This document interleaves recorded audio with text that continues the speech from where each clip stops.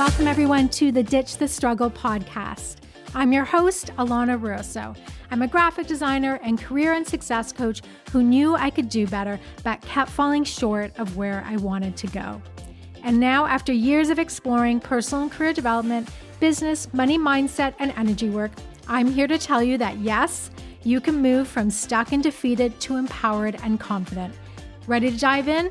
Awesome. Together, let's ditch the struggle.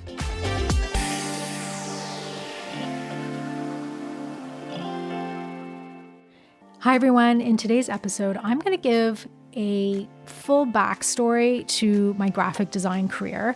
So this will appeal to someone who really likes logistics and likes to know how someone gets from A to B and the sequence of events. That's actually me. I love that stuff. So I'm the type of person who would want to hear this backstory. It's going to go a little deeper than obviously you'll see on my LinkedIn, but I'm going to top line certain things. I really want to hit the points in my career that were really pivotal, where they really affected me.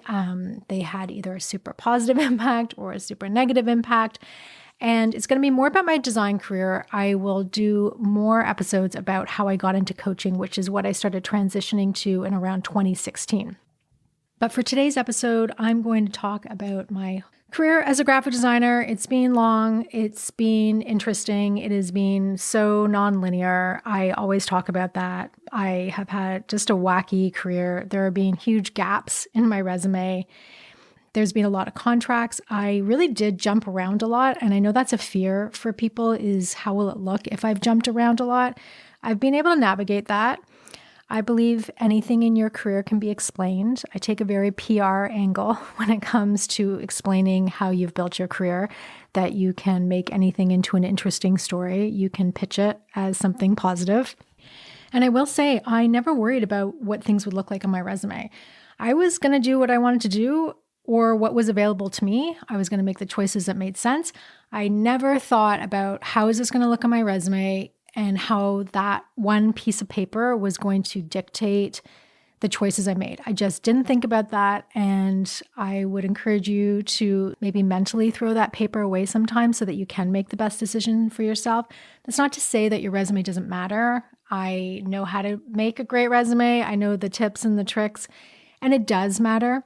And it is a tool, and it can be a really, really effective tool for building your career. But that's not how I made any of my decisions in my career. I do feel that I naturally knew how to play the game and explain things. And that's one of the things I help people with in career coaching, how to explain their gaps in their resumes or radical transitions or choices that they've made. It all can be figured out. So I hope you guys don't worry so much about that. Maybe after hearing this, and maybe after hearing a little bit more about how I built my career, you won't be as self-conscious of your resume. So when I started building my creative career in the 2000s, it was really not uncommon for people to sign up with agencies and do a lot of on-site freelance work at random ad agencies or design studios around the city. There was a lot of people doing that, and there was just so much work. There was so much work for designers. It was pretty amazing time to be graduating. Like, you had your pick of jobs for the most part. There was a lot of work for print designers. There was a lot of work for packaging designers, and that's what I specialized in. And because there was a lot of work out there, I had to make some choices, because sometimes it's harder when you have choices in front of you. So before I jumped into the workforce, I had gone to the Ontario College of Art and Design, and I did the communication and design program. I graduated.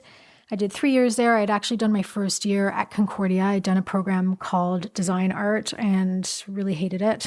I just did not enjoy the program. It was much more of a fine art program, and I really wanted typography training. I wanted practical graphic design training. OCAD didn't provide much technical training in terms of, like, they were not really on the computer bandwagon very quickly. They were quite behind in things, but I did get some training. I did learn literally on Photoshop 2.0, so I've been doing it a long time. So I went to OCAD, did my 3 years, graduated, and then started looking for a job. Now, I didn't find a job right away. I had already been working part-time all throughout college at a jewelry and accessory store that I loved. So I basically moved up my hours to full-time and was working there, just working retail, trying to figure out my next steps.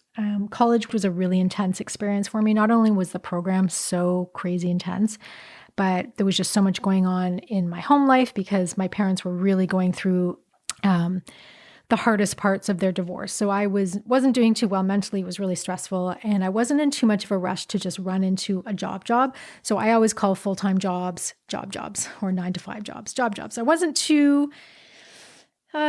too pressed to find a design job right away, but I knew that, well, basically I felt like I should. So I started looking around, not really seeing much that I wanted.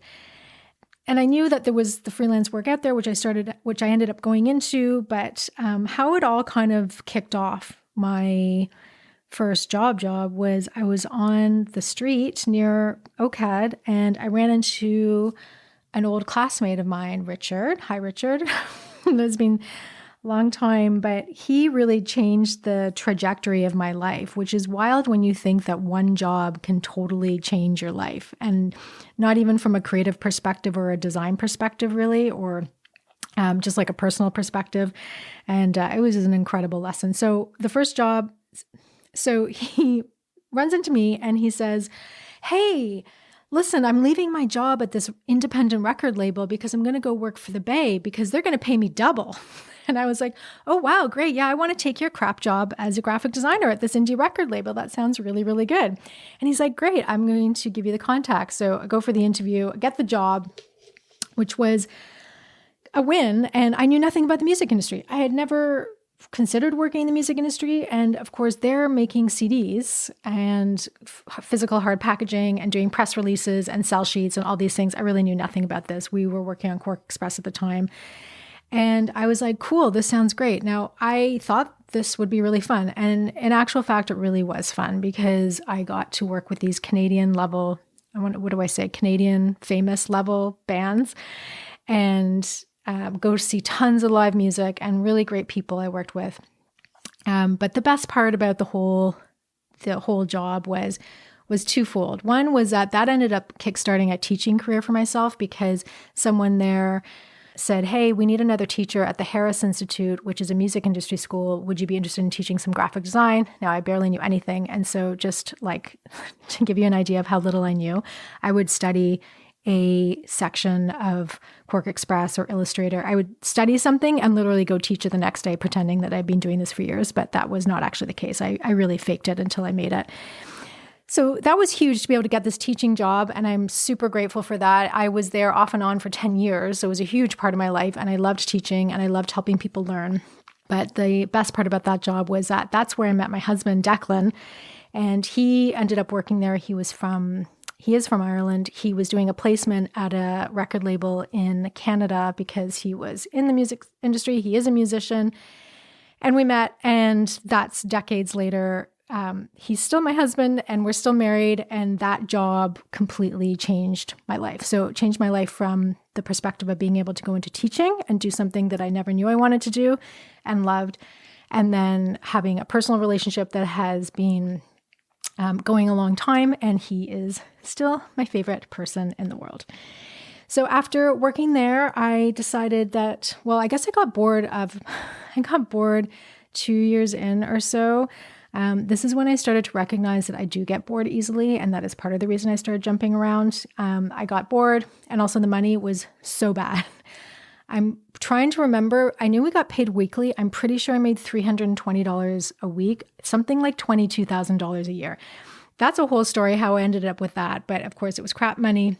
However, I was also teaching, and that really helped financially. So that was also another reason I was super grateful to teach.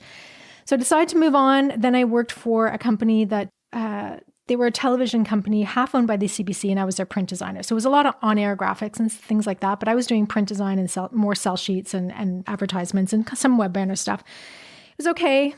Didn't really care for it too much, stayed a while. And then I moved on. I went to Umbra, worked as a packaging designer, which I specialize in packaging design, as I mentioned. So that was pretty cool. Didn't care for the culture, didn't care for the vibe. The industrial designers there were treated really, really well. Not so much the graphic design team. I didn't care for it, but it was just a 3-month contract. So was left, still friends with people I made there, even though I didn't stay there very long.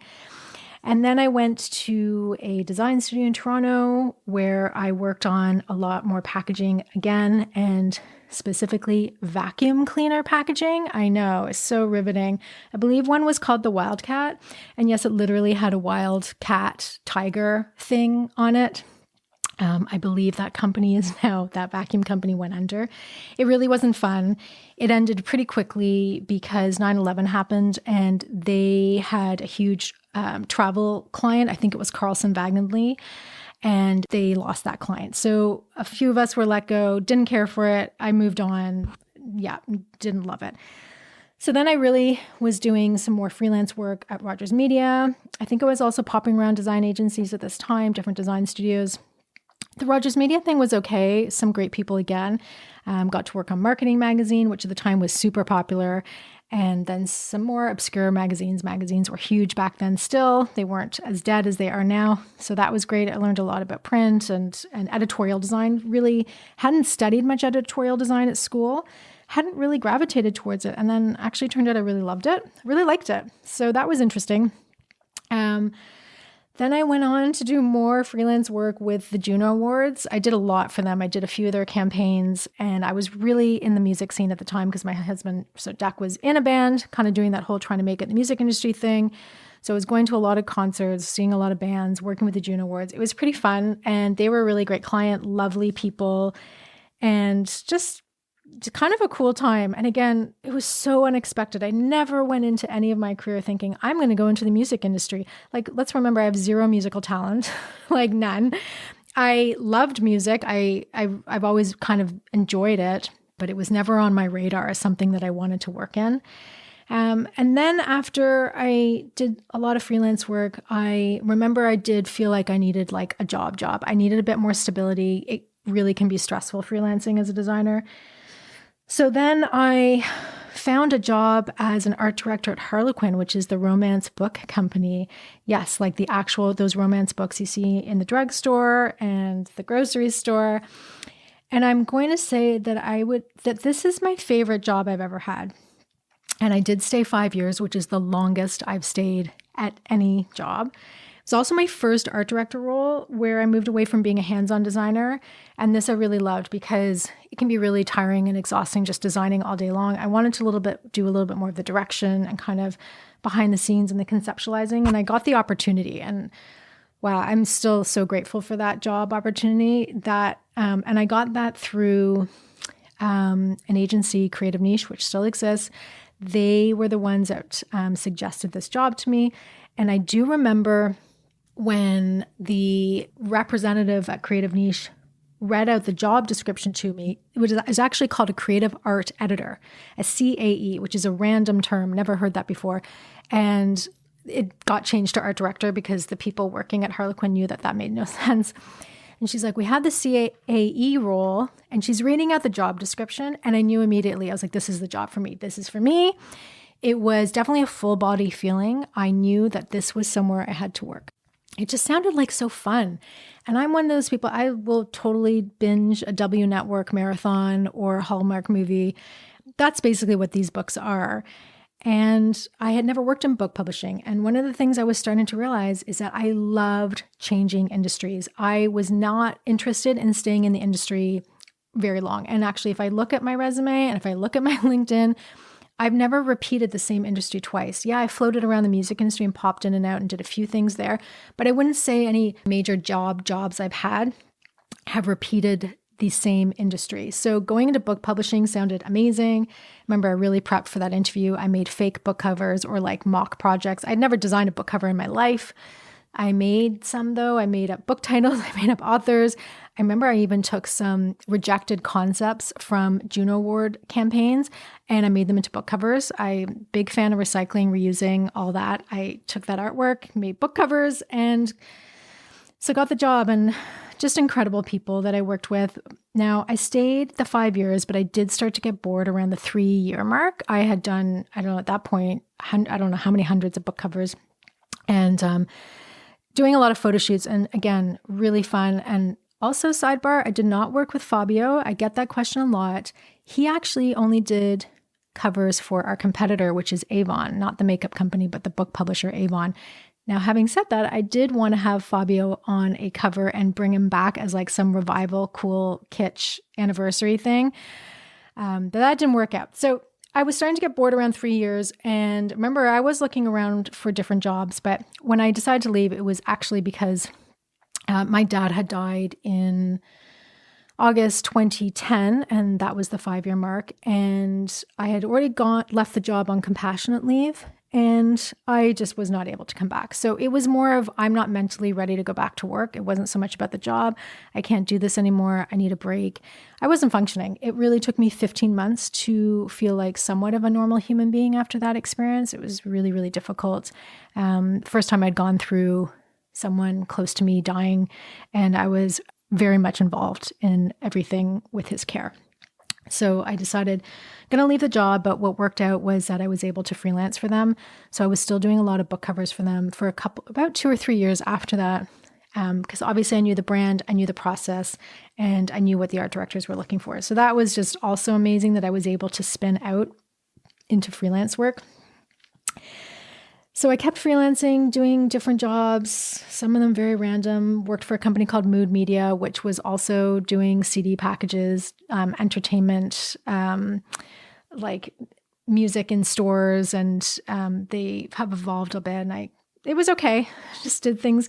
Fun fact about that job is that when we designed a CD package, let's say like you'd go to Walmart and there'd be like a Christmas compilation, and this is when you were still buying CDs off the shelf.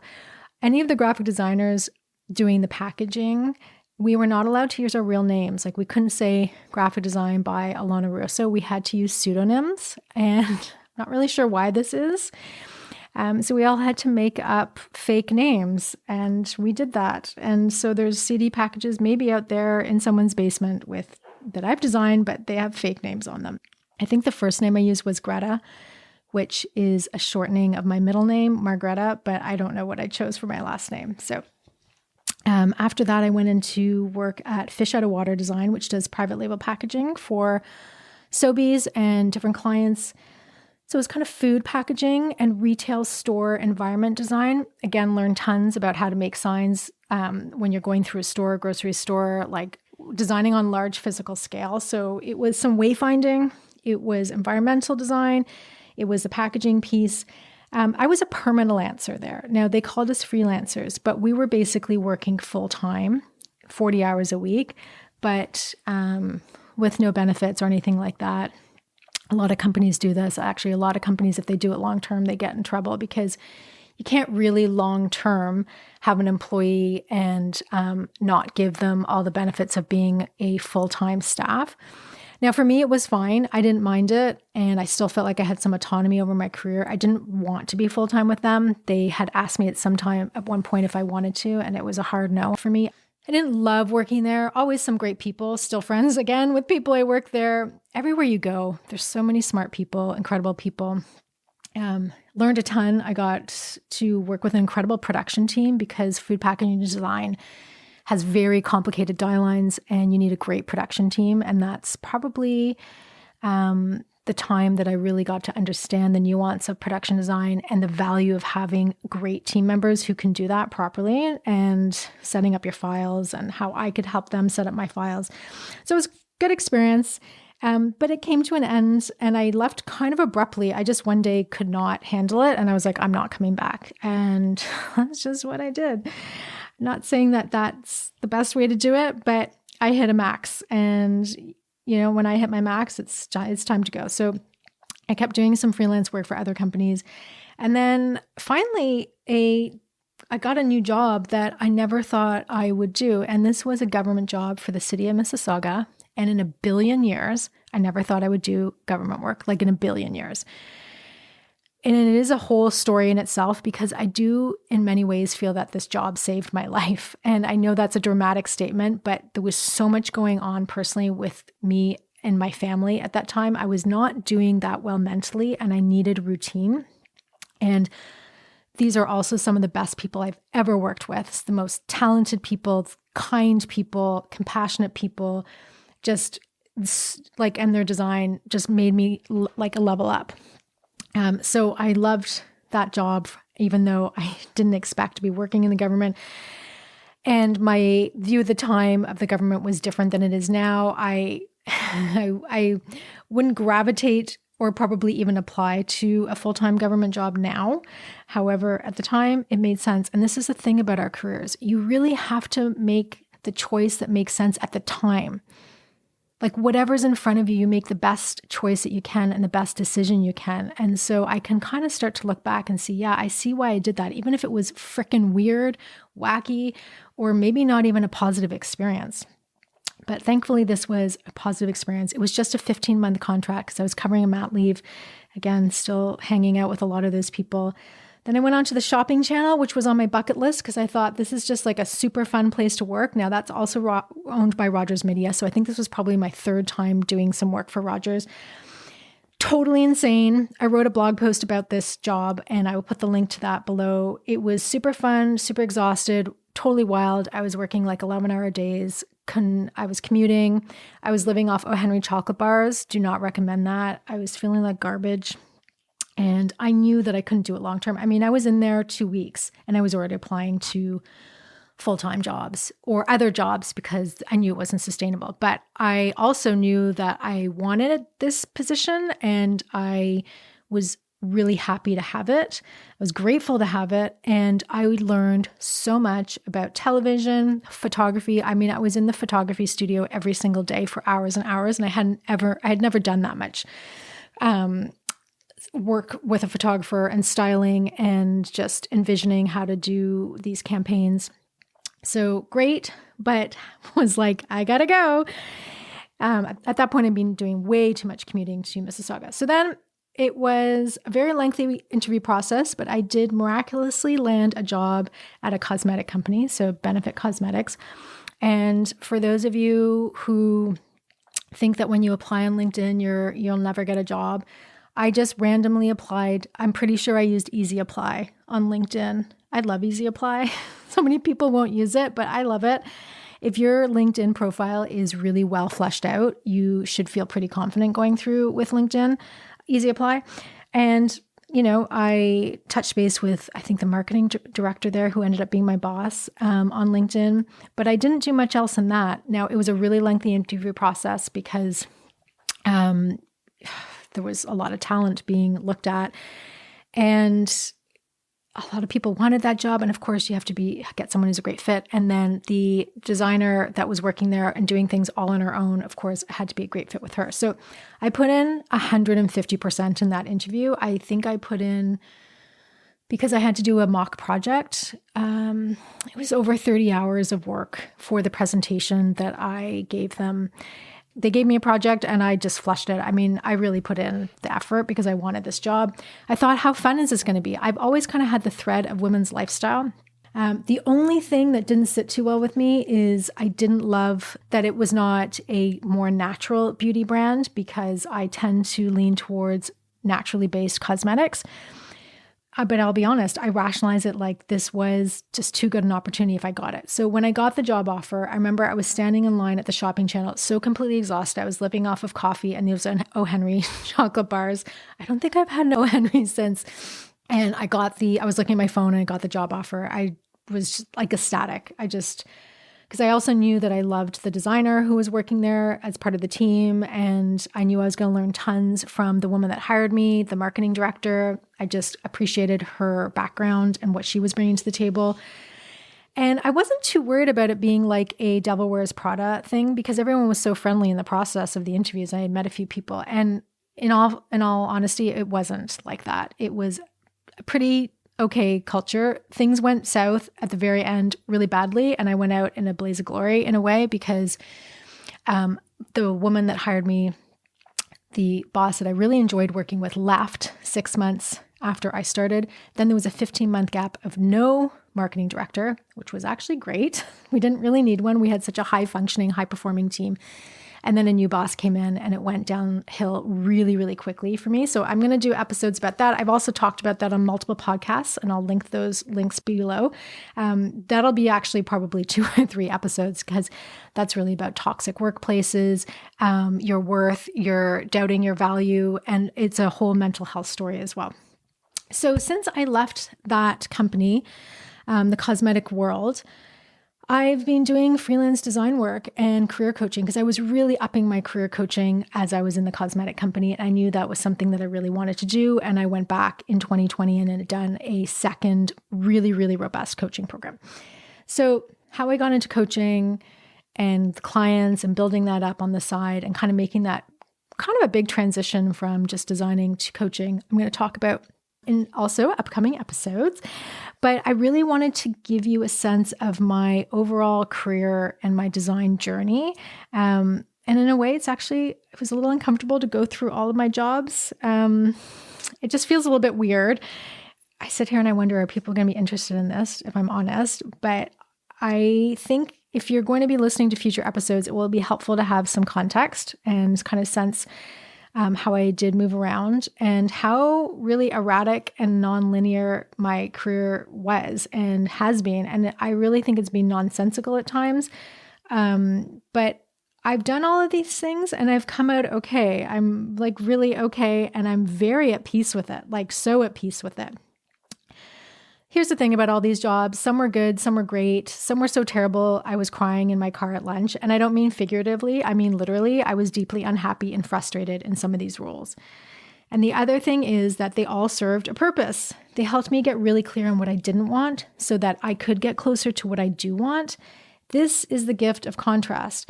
It's almost more helpful in your career to know what you don't want so you can get closer to what you do want. Some people really know what they want out of the gate, and some people like me, we take a very windy, wacky path and have some wild experiences along the way. Everyone is on their own journey, and hopefully by hearing about my nonlinear path, you will feel maybe even 1% better about your unique path and realize that you make the best decisions you can in the moment, and somehow, some way, something good comes out of it all. Looking back on my career decisions, I really try to not have any judgment about it. You make those best decisions with the knowledge and resources you have at the time, and your mental, physical, emotional state greatly impacts those decisions. And some of that is out of your control. So for better or for worse or for neutral, you're doing the best you can in the moment. When I do take the time to look back, as I have today, preparing for this podcast, I still like to get really curious about why I did some of the things I did. I was like looking through my notes and looking through my LinkedIn. I was like, wow, why did I do that? Or that's interesting that I did that. Like, why did I work till 2 a.m. on 9/11 at a design studio instead of going home? Why did I hate staying at one place more than a few years? Like, why did I feel like I needed to bounce around and get out of there? I'm a very commitment kind of person. Like, I love being loyal. I really like I do like routine in some ways, but I think when it came to my creative career, I had to keep challenging myself. And I also like to get curious about what gave me the courage to constantly try new things and ditch jobs that paid well. Like, I was sometimes leaving jobs that paid well, had the benefits, all the things, and even the people were nice. So if you're looking back at your career and feeling bad about some of your decisions or regretting your choices, I invite you to cut yourself some slack here. You did what made sense in the moment, even if it didn't make any sense, and you did the best you could.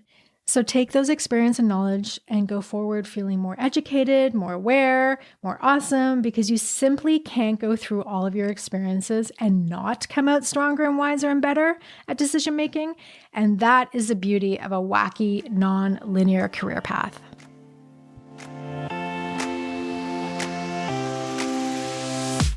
Thank you for joining me today on Ditch the Struggle. You showing up here means so much to me.